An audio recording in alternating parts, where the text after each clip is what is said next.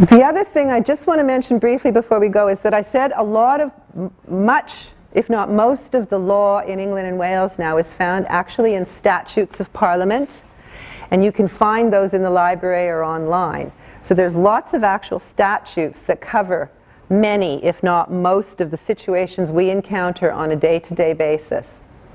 So what the statute says is law. But as you're probably aware, the English language is not always that precise. So how do you interpret particular words in a statute?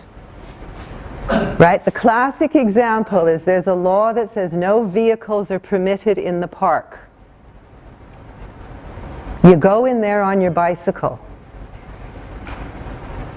It all comes down to how you define vehicle, doesn't it? You need to go to court and ask a judge to interpret the word vehicle to see whether or not that statute has been breached. You go in there in a wheelchair. You need to go to court to ask a judge to decide how to interpret the word vehicle to see whether it applies. So the judges are important in making law when there's no statute that covers the situation, but they're also important in clarifying and interpreting the words of a statute when there is a statute to cover the situation.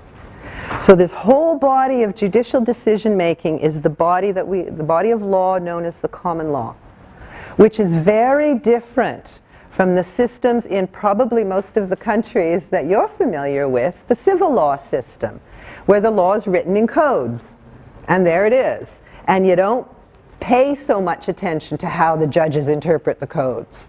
What the judges interpreted this code to mean last year doesn't necessarily govern what we're going to interpret it to mean, right? It's all about interpreting the codes. Here, no. It's about the judicial interpretation of things. And that's probably the most crucial difference between a civil law system and a common law system. Well, I could go on and on and on, but I won't. But before I do go, does anyone have any last questions before we wrap up? Yeah. I have a question.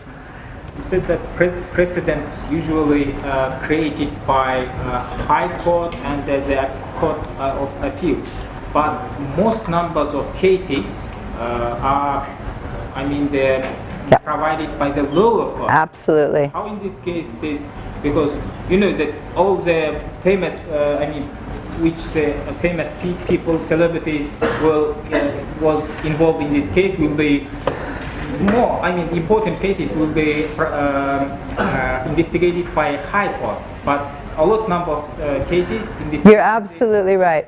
That's a very good point to make. I said that the precedents, by which I mean the law, is created by the Supreme Court and the Court of Appeal. You know what percentage of cases actually get to the Supreme Court and the Court of Appeal? 10%. Not less than 10%. Less than 10%. There's very, very, very few cases make it up that high because it's expensive, because it takes time, and the Supreme Court won't hear every case. They'll only hear cases that they think are sufficiently of public importance. So another important point is that the law, the precedents are being made by such a small minority of cases, usually about cases to deal with issues of rich people, because only rich people can afford to take them through that many levels of appeal. And that's where the law is being made that applies to everybody. And you're right, most cases happen at the lower levels, and yet the law that is applied at the lower levels is the law that's made at the top level.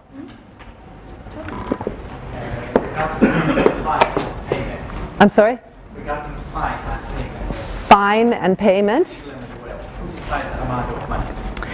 The fine, if you're talking about breaching a criminal law for which the penalty is a fine, the fines are laid out in the statute.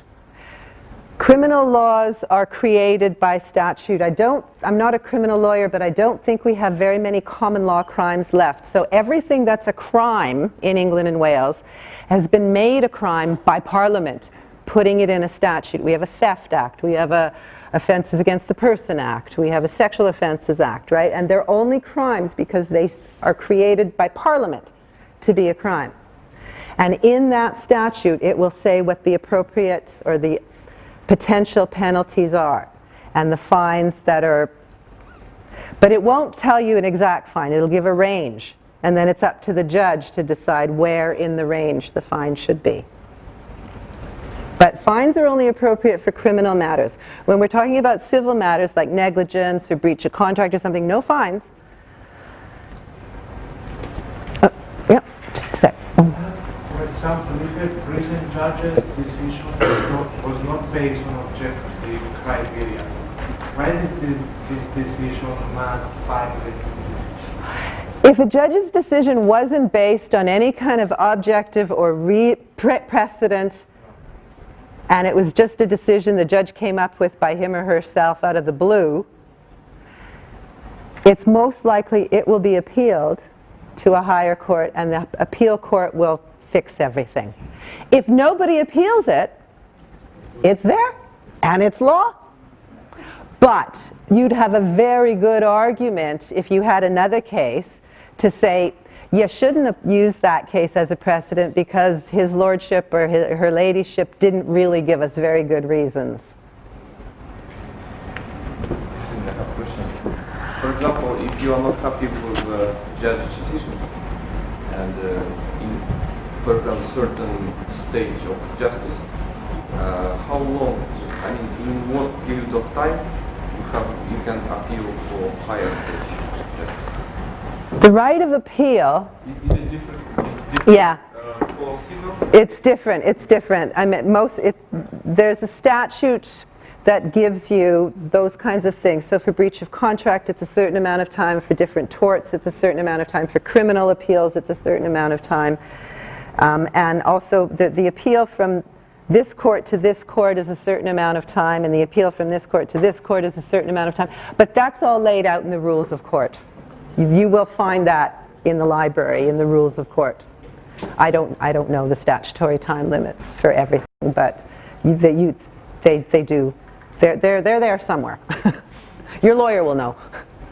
For example, in average, for one case, how long it takes, for example, in court from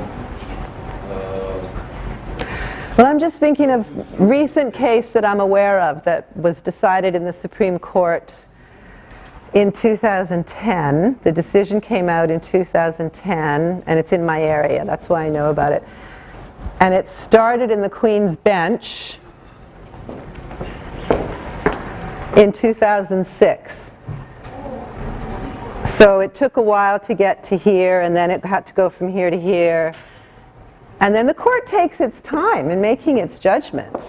You don't have a time limit for example, for judges? No. You don't have it? No.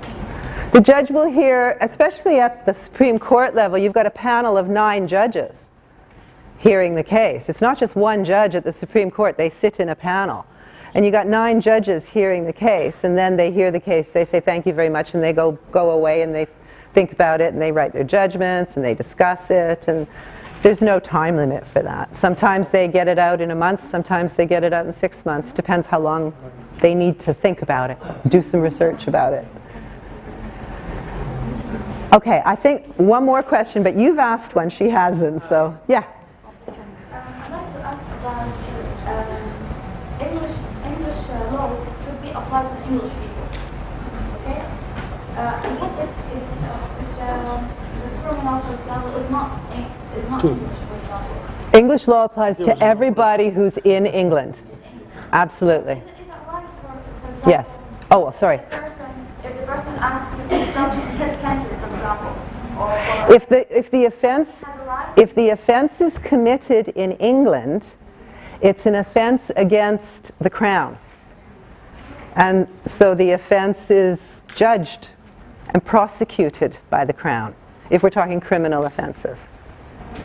Yeah? Similarly, if an English person commits an offense abroad in another country, the offense is committed against that other country.